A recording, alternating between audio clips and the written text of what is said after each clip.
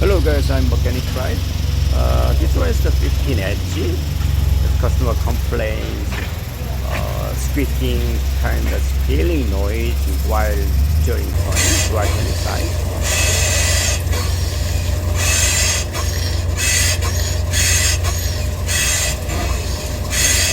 I recorded the different noises out of a car. It's pretty much loud sound.